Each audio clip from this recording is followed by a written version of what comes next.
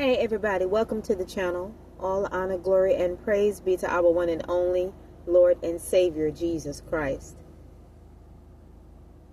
I wanted to talk to you all today, excuse me, about why it is important to have spiritual discernment.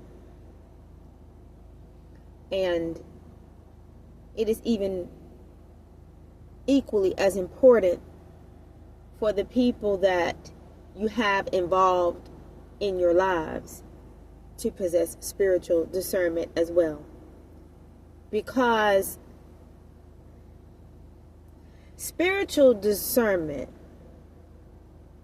can determine whether or not if you are successful or if you fail at a thing. I say that because, y'all, hang on a minute. Hang on one second, because something ain't right. Hang on a minute, y'all. Hang on. I'm sorry. Hang on a minute.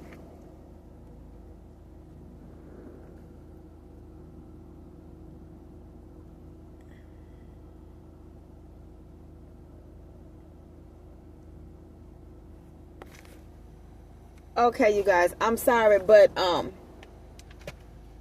the hair of this woman was looking thin, and I had to fill it in. I was like, wait a minute now. I need to be serious, I know. I'm sorry, y'all. But anyway, getting back to the conference. And, I guess humor is okay sometimes. A little humor doesn't help. But I had to, now I made this little thick block at the top right there. And but it was too thin up in there, you guys. I'm sorry. I'm like, no, I gotta fix that. But anyway, getting back to the topic. Okay, getting back to seriousness. Having spiritual discernment is very, very important. And as I've said, it's equally as important for the people around you or involved in your lives, rather, to have it. Just the people around you don't have to have it, but if they're involved in your life, or if you have some sort of a affiliation with them that, I don't know, whatever your respective cases may be out there, it's just important that the people that are in your circle, if anybody, can see what you see. Now,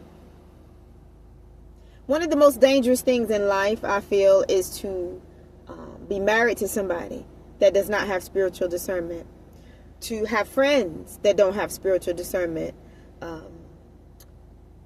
because for one thing, they can't see what you see in other people, and that can serve as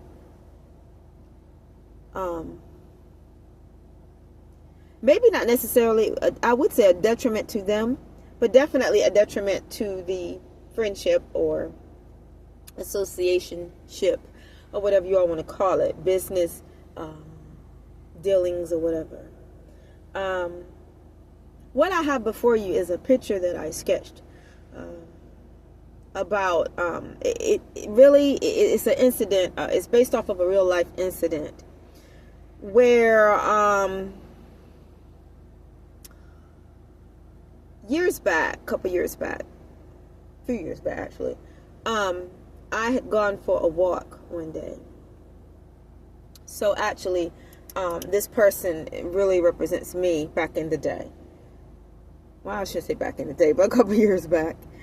And so this is me. And this represents somebody that I used to work with. And this is somebody this one here that you see, that's somebody that lived at that time in the town that I came up in. I don't know if the person still lives there. I don't care. I'm just reflecting back to the situation at hand. But anyway, this is based off of a real life experience. I had gone for a walk, and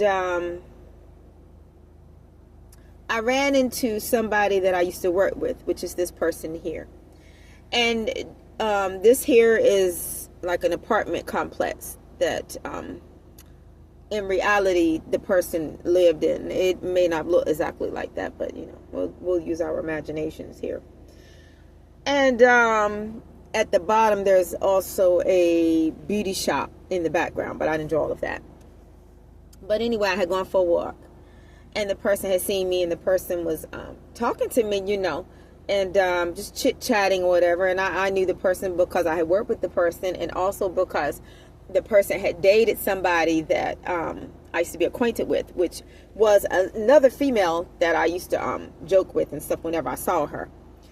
And, it's like those people that you just run into occasionally, but every time you see them, you cut up and kiki, and then you just move on. It's that type of deal. But she dated this dude here. But we both knew each other, and, we saw each other. We would just engage in small talk or whatever. So while we were engaging in small talk, this person here, who is also somebody that lived in the town, came walking up. And this person here was acting, they were glad to see me or whatever. You see, he's grinning. But look at the expression on the face of this person right here. Look at his expression and how he's looking. And when he walked up, he said something to him about me. And it was something that's like how I could tell he was like, said it in a fond like way, like he was fond of me. And this person was pretty much just walking through real fast and may have said something like, "Oh yeah," and just kept walking. But let me tell you something. This person right here does not like me. This person right here could not see that. Here I am. I didn't say anything to him about the fact that he and I don't like one another. I don't feel he ever discerned it. I could tell by his demeanor and how fast he was walking. He never stopped to really acknowledge me, and I kind of just looked at him because, of course, I know how I am. I'm standing there thinking that we don't like each other, and that your ex-girlfriend is somebody that I put in her place for putting her mouth in my business back in the day. And it just goes to show how a lot of times it could be somebody around you that may be fond of you, but they know somebody else that doesn't like you, can't stand your guts. But it's difficult for them to discern that this person doesn't like you. They don't even see it, but you see it. And that's why it is important for people to be able to discern the people around them.